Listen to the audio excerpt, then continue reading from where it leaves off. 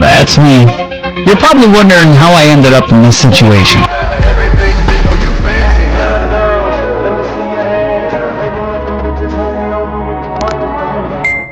Going on a trip in my favorite restaurant.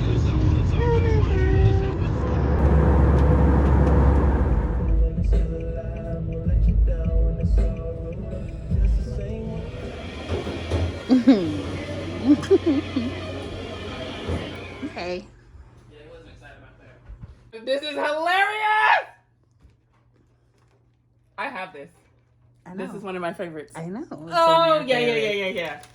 And that's something new. Okay. I thought it smelled really good. I want you to try it. I'm gonna get to paint! Look at all these paints! Mm-hmm. Oh, look at the little... So silly. Oh, look at the little artist thing! Oh, Yeah, because you said you wanted to paint so bad. Aww. And now you got 2 canvases to start practicing on. You're so cute. Thank you! Not my fingers being in the way. I did. It's on. Let's see. Mm-hmm. I'll beat you up. Well. It is good. I told you. It is. Mm-hmm. What was it called again?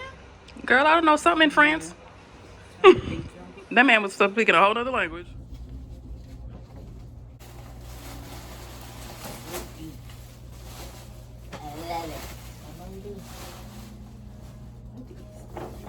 Is this a neck pillow? It is. They got a little lash on it.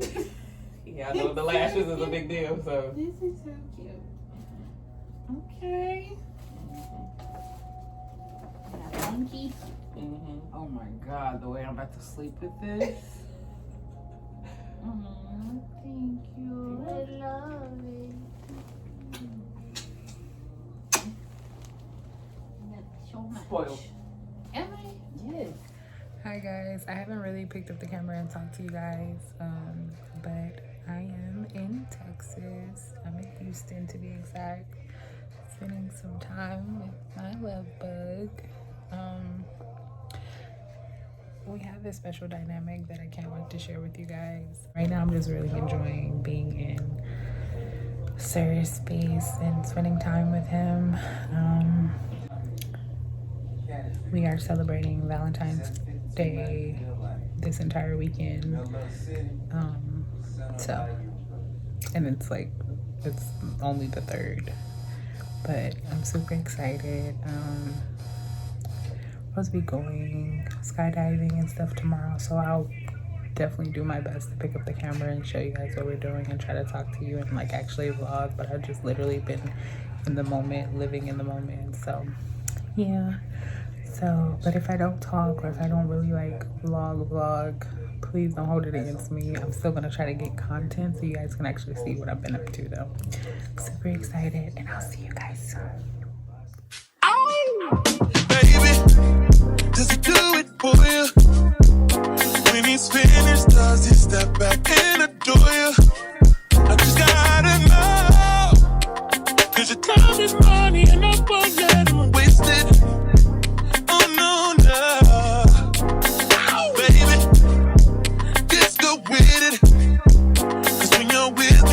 Explain it, it's just different. We can take it slow, or act like you're my girl. Let's get the basics.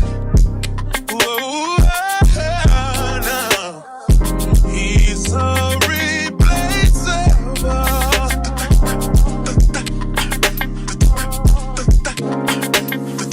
You're worth the chase, you're putting on. It's alright, I'm not dangerous.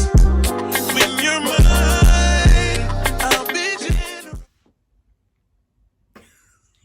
Not turning it on immediately laughing. Gee.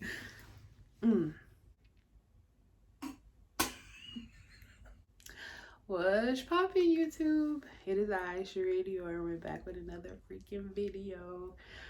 Okay, So, if you guys remember in my last vlog, I told you guys I had some interesting things to share with you guys. And this is one of them. There's a person back here. And this is my dominant.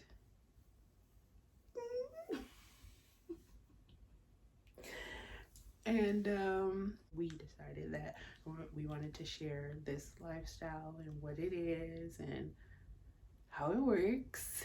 So they're gonna take over.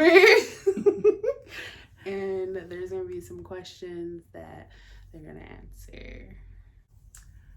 Okay, so one, my little one is having a hard time.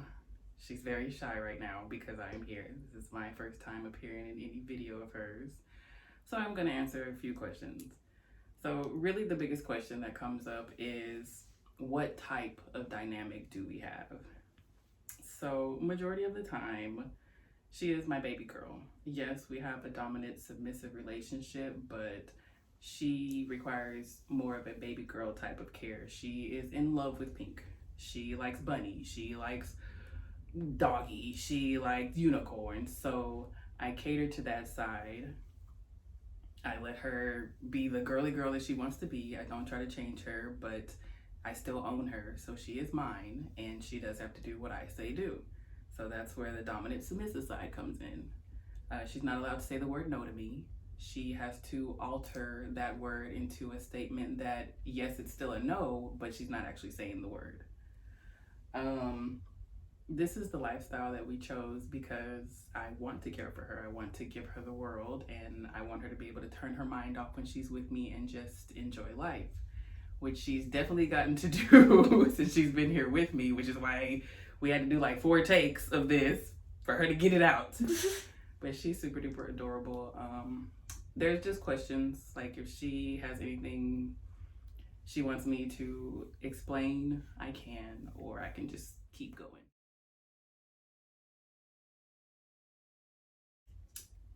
I'm in command, and you are the one who obeys those commands.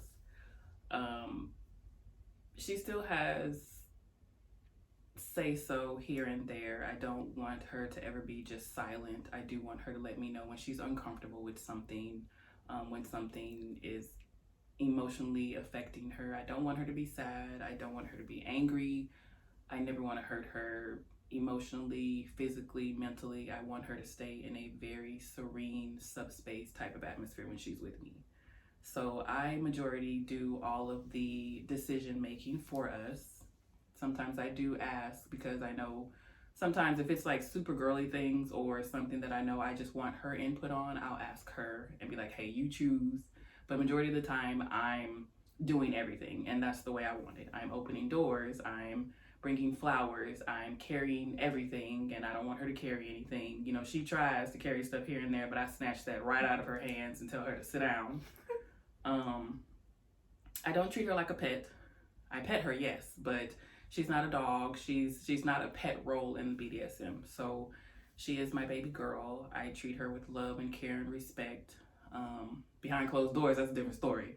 But out in public, she is pretty much the queen. She's the princess. And, you know, whatever she wants, I do definitely try to get it for her. She's got quite a bit because I won't get to spend Valentine's Day with her. I'm very sad about that.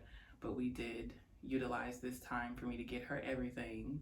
So I'm pretty sure in some of her other vlogs, she will show you guys everything she's gotten because it's quite a bit. But yeah, I love her very much. Very, very much. And I plan on keeping her, and anybody who hurts her, I will hurt you. She's very aware of that. I am brutal and ruthless when I need to be, but she gets on my soft side.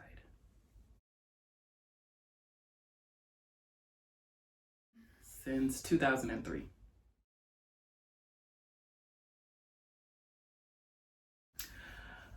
I've actually been on the other side of the role as well. So at the beginning, I was a switch when I was trying to figure out what I wanted to do.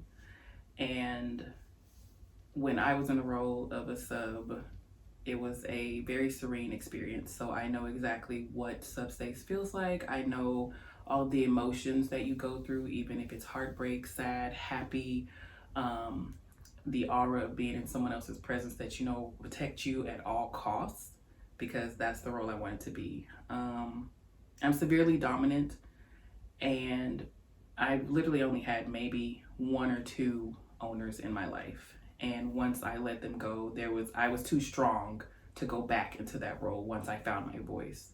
So it just stuck, and yeah, I'm the captain of the ship.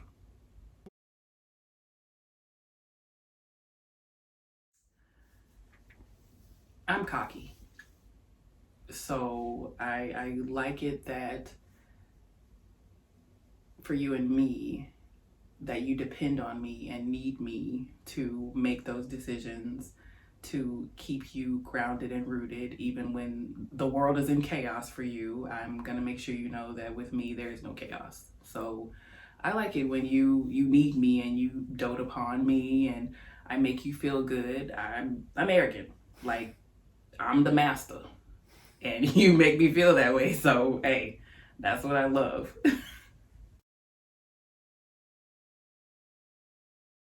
Okay, so punishment is a question that comes up a lot in the BDSM community. And you can really spot a wannabe or fake dom or master or whoever by things that they say when it comes to punishment. So when you punish a person, it literally needs to be something that they do not like. If it was something that they did like, that wouldn't be a punishment. Spanking is not a punishment. Girls like to be smacked on their ass. They like it to be read. They like to not sit down and remember that they got a spanking. Punishment is having them kneel on rice and read parables. Punishment is having them write sentences, which she hates to do. She does not like sentences at all. Depending on the severity, that depends on, you know, how many sentences she will write and how long the sentence is, and I do give a time frame. If you're not done, we're starting over. She doesn't like that. Spanking is not a punishment. Another punishment would be a dark closet, kneeling on Legos, reading parables. Parables are very boring. Nobody wants to read that, and it's not fun at all. Taking away things that your submissive truly enjoys. One that's really, really painful is disassociation, which I would never do to her because I know she enjoys my time, I enjoy her time, and that could mentally make a submissive or your baby girl very unstable. It will make them feel like you don't care about them, and letting them know that you can go without being in their space for long periods of time, it does mess with their mind. So she knows not to tell me no. I do give a 3-strike warning, and I do let her know. So I'll be like, strike 1. So she'll know, uh-oh, I'm getting close. And then there's a strike 2. And then I don't say really strike 3. I just be like, okay, it's time to write sentences, you know, and she'll beg and plead. It's of course up to the dominant if you want to punish her depending on what is happening. She's very spoiled, so it's very rare she gets punished, but she has written sentences before, and that's why she knows she does not like them. But just it's kind of a play-by-play of you and your submissive, because there are dominants who withhold sex from their submissives. There's dominants who will have intercourse with another sub in front of one of their submissives they know can't take that. So it's really in the rules, what you guys have agreed upon. I'm weird. Like I'm doing shit that you don't want to do.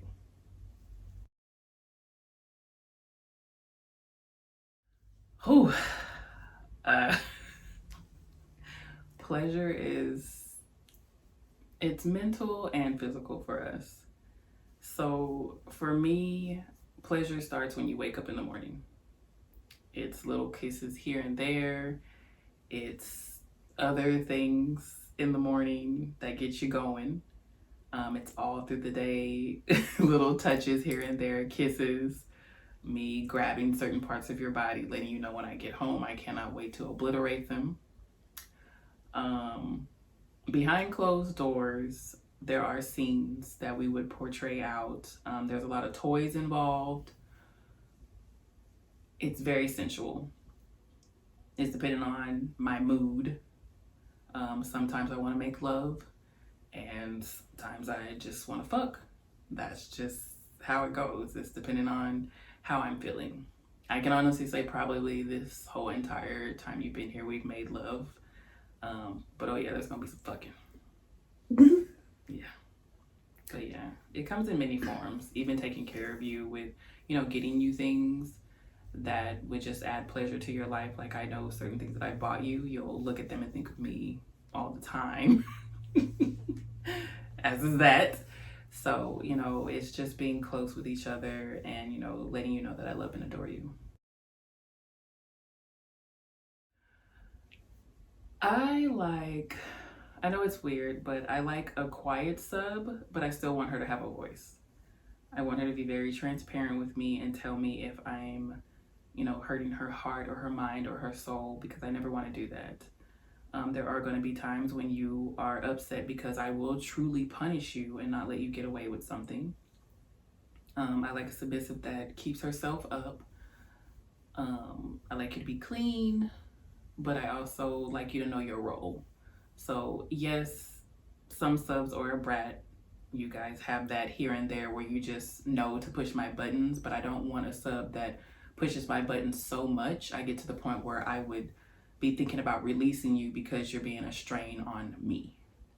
I'm okay with little brattiness here and there because that means that you want to be punished or you just want a playful spanking, and I'm all for that. But me wondering, oh, are you going to behave today when I truly have work to do, that I don't want that kind of lifestyle. I want it always airy and light and loving and, waking up every morning, cuddling you and holding you and wanting to just have a good time. But I know there's going to be times where you're going to say no anyway, and I'm going to be like, okay, it's time for punishment.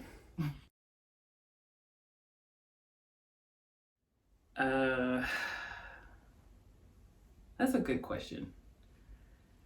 I know it's weird, but depending on what kind of submissive I have, I kind of mold into the role. But I am a daddy dom mostly for you because I take care of you to the fullest. You're my baby girl. So I'm pampering you, pleasing you in the ways I know that you like to be pleased. I give into your little pink everything. Look, pink blanket, look, pink, everything that you love. So for you and me, yeah, I'm definitely a daddy dom, and that's my title, and you're my baby girl. So, when you have your little moments where you have the baby voice and you need to be cuddled the whole entire time, or you need me to hold you, I'm willing to do all of that. There's never a time where I'm too busy. Huh. Why'd you ask that question? Why would you ask that? What does this say this? A being who likes to inflict pain because it gives them pleasure to see others in pain.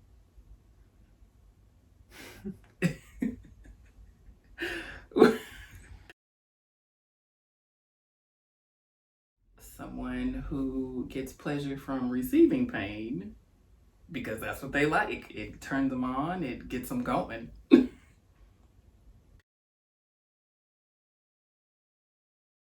Yes. I know we've talked about, okay, so it's depending on what we've discussed. So for our relationship, yes, we are exclusive, but we are okay with occasionally playing with other people, or like going to a club where it's either a swingers club or it's a BDSM club, and some people do share their submissives, so we're okay with that. But as far as bringing a whole nother person permanently into the relationship, no, I would not share you that way, and I'm pretty sure you wouldn't want me shared either. So the face. So no, we're okay with like a threesome here and there, or a unicorn. That's totally okay. But for me, whenever we're in that type of situation, whoever that person is, it would probably only happen one time and never again, because previous times I've tried that, people have gotten comfortable and people have gotten jealous, and I don't want that kind of emotion in our relationship at all. That's interesting because my mom, a long time ago, and this is like maybe 10 years ago when I was at the beginning of the lifestyle, when I became a dominant, she had saw something on TV and she said, "Hey, can you come here a second?" And I did. And it's literally on the screen, like people doing BDS, tying each other up, handcuffing each other. She goes, "Is this what you do?" And I said, "Why are you watching this, first of all?" And she said, "Oh, well, someone died. It's on TV." And I said, "Yes, I do some of that." And she said, "You shouldn't be doing that. Someone could die." And I said, "Well, first of all, I know exactly what I'm doing. People should have safe words. And I've never had an instance where anyone even got close to dying." I said, "So another thing with a BDSM relationship is that you need to be able to trust the person that you are with 100% to, I hate to say it this way, but quote unquote, not kill you. And if you have a safe word, which you always should, when you say it, they should immediately stop." My sister, she's very intrigued, so she asks a lot of questions, and I answer them, of course. But majority of the time, people around me, they want to know everything, and apparently I'm intriguing because I do this with my. They want to call her my girlfriend, but it's this is my submissive. But she is my lady. She's my baby girl. Like, she's the love of my life. But we know how our relationship is. So there's a little bit of altercation when we're around family members as behind closed doors, because they wouldn't really understand, me being called daddy at the dinner table the whole time versus, just everyone calling me by my name. So there's the titles kind of change a little bit when we're out and about. But other than that, they know exactly what I do. My mom definitely isn't for it. Everyone else around me, they just have a lot of questions about it. My friends think I'm a freak, like freaky. My mom, she doesn't really ask too many questions, but she also doesn't really care. Not like she don't care about me, but she's like, "That's your life, do you enjoy to the fullest." She's very supportive, I would say. Yeah.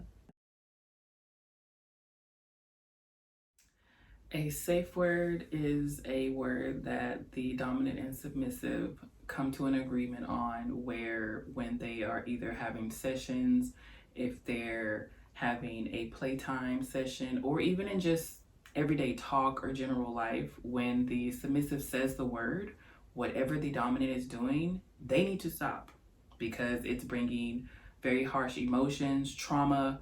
The submissive can't take it. So just stop whatever it is. Even if you're having a conversation about something and the safe word is spoken, that's your point to say, "Let me be quiet," and say, to my submissive, "What did I do there that made you feel that way to where you needed to say your safe word?" And then there's a conversation there so that, don't do that again.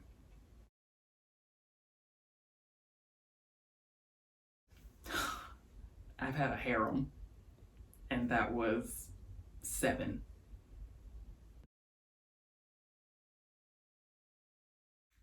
It is a multitude of submissives or slaves or pets. They all were owned by me. They all played with each other, and they all got as much time as they needed from me. And, when I wasn't there, like I said, they interacted with each other, but they all knew they belonged to me until they found something better, or they just didn't want the lifestyle anymore, or they felt like, it was time for them to move on. And I never forced anyone to stay with me.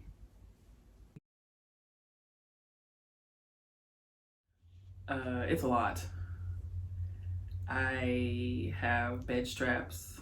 I sometimes like my girl immediately immobilized to where she can't move, so I can do what I want to do.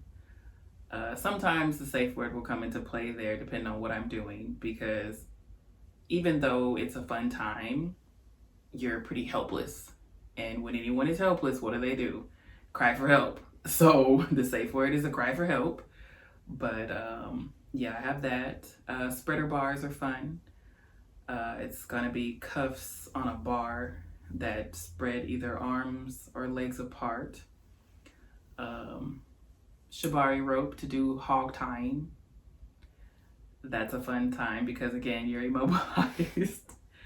There are, of course, whips, chains. There are floggers, and then there's also cattails. So the cattails would be a flogger with these little, it looks like a cat claw at the end of the leather strap. And it's a lot of them, and you hit your submissive with it. Sometimes, depending on how hard you hit, okay, so this all comes into how hard you're hitting. It will leave marks. It will hurt. Apparently, since we talked about the sadist thing earlier, I like inflicting pain. I also like leaving my marks. Just in case anybody, this is mine. This is mine. There's also there's also things that go inside the body. There's butt plugs. There's ball gags that will hold your submissive mouth open so that you can pretty much fuck it. There's a wheel. I forgot the name, but there's a wheel with spikes on it. You can roll it. A lot of things are sensory, so you definitely want to appease all the senses of your submissive to put her into subspace where it's pretty magical. By the time you're done, you don't want her to remember her name.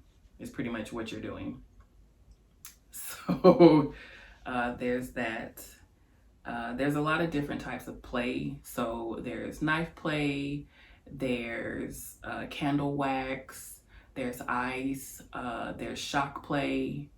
There's just different things. Like I said, it's depending on what you and your submissive want to do. So hard limits usually is something your submissive would never ever do. They just absolutely refuse. It turns them all the way off. They're either afraid of it or it's something that does not give them pleasure. Soft limits is something that they would maybe try once or twice, just to see how it feels. It may turn into a hard limit or it may turn into something that they love.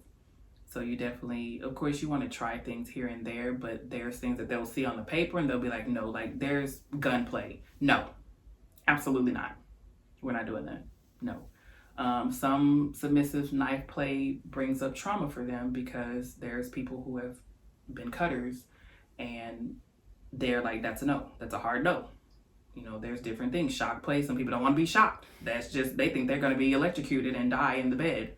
So you need to know what the soft limits are, the hard limits are, what you will and won't try. You can usually Google online. There's so many, and I mean, there is a lot, and there's more always being added because for some reason people keep trying things with things like people go in the kitchen and get like a butter knife and just put that as a hard limit because they like butter knives, like smacking their ass with, who knows? So you definitely want to ask.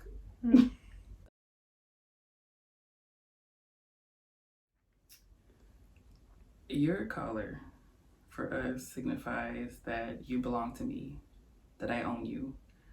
It's not that you're my dog. It's that I hold your heart and mind and soul in the palm of my hand, and I need to take care of it. So usually your submissive accepts the collar as a sign that she trusts you completely.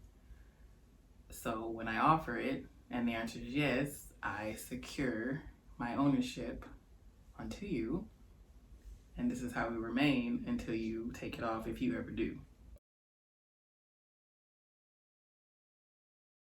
A collaring ceremony is when you show literally to the world that you are placing your ownership upon your submissive baby girl, your pet that has deemed you worthy of literally owning her mind, body, and soul. She is giving pretty much her life over to you to protect and not hurt her along the ways. And it is kind of like a wedding, but there are different vows that are taken at a collaring ceremony because it would be vows between a dominant and a submissive, and that's different from a marriage. It's a lot deeper, and behind closed doors, it's just you and your submissive, and a lot more dangerous / you know, deep things happen when you're bonding in that kind of environment. It's not vanilla sex. It's a whole nother world. You're strapping her down. You're putting collars on her. You're putting chains on her.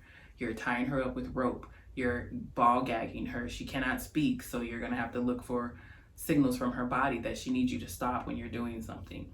So that ceremony is a lot more involved, but it does seem like a wedding, but it's literally the significance of a dominant protecting his submissive for the rest of his life, or their life.